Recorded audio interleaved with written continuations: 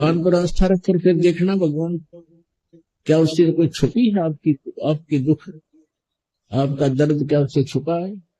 एक पल में जिस दिन आप प्रसन्न प्रसन्न होगा, आपने प्रसन्न करना पड़ेगा उसको। और हृदय से ये रखा कि भगवान जैसे रखोगे मेरो मांगे भगवान, भूखे रखो चाहे प्यासी, पर चरणों में रखना मेरे दाता।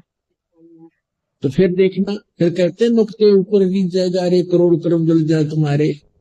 जिस दिन आपकी समर्पित भाव हो जाएगा भगवान के प्रति, फिर देखना आप सोच भी नहीं सकते इतने सुख देगा वो। तो पुण्यात्मा, आपका सौभाग्य है कि आपको स्थान मिला, सच्चा भगवान मिला, सच्चा नाम मिला। अब इसको बना के रखना, इस भक्ति को बर्बाद ना होने देना। जैसे माता गर्भ की रखे कन्या ठेस लगे तो है तेरी ऐसे भक्ति जाए। अब ये परमात्मा कहते समझा है कि सर दरबाओ मोहर नहीं ऐसा दाओ। बोलो सतगुरुदेव की। लेकिन मुझे क्रोध नहीं आया। मुझसे गलती हुई है, क्षमा करो। हे दाता, क्षमा करो। मेरी आधीनी पाविंती से प्रभावित होकर लोमच ऋषि ने कहा कि मैं तेरी विनती को प्रसन्न हूँ, परंतु मैं तेरा काग चंडाल के घर पर ही होगा। मैंने प्रार्थना की कि हे ऋषि जी, एक आशीर्वाद तो दे दीजिए। मेरा जन्म तो हो गया, लेकिन मुझे परमात्मा की प्राप्ति और भक्ति कभी नहीं भूल पड़े। लोमच ऋषि ने कहा, तथास्तु, तेरे को भक्ति याद रहेगी। हे गरुणदेव, फिर एक दिन श्री ब्रह्मा जी की पत्नी अपनी हंसनी को काकभूषण के पास गर्भ धारण कराने के लिए लेके आई। मेरा जन्म हंसनी से काकभूषण के घर बीज हुआ। मेरी ऊपर सी चोंच आप देख रहे हैं, काग यानी कि कौवे जैसी है, और शेष शरीर जो है वो देवताओं के जैसा है। मैं भगवान विष्णु का पूजन करता था, भगवान शिव जी की भक्ति किया करता था।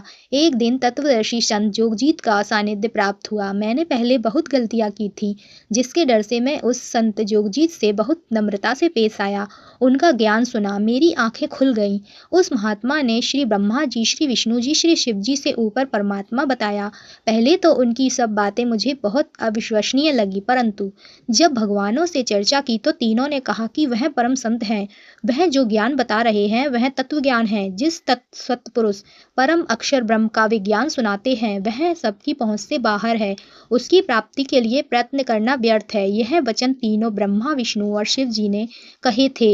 यह सुनकर संत के प्रति विश्वास दृढ़ हो गया मेरा। कोई परम पुरुष है, संत जी का यह ज्ञान सत्य है तो यह भी सत्य ही होगा कि मेरे पास जो संत है जोगजीत के पास उस परम अक्षर ब्रह्म की प्राप्ति का मंत्र अवश्य होगा। उसकी साधना से उसकी प्राप्ति सरलता से हो जाएगी।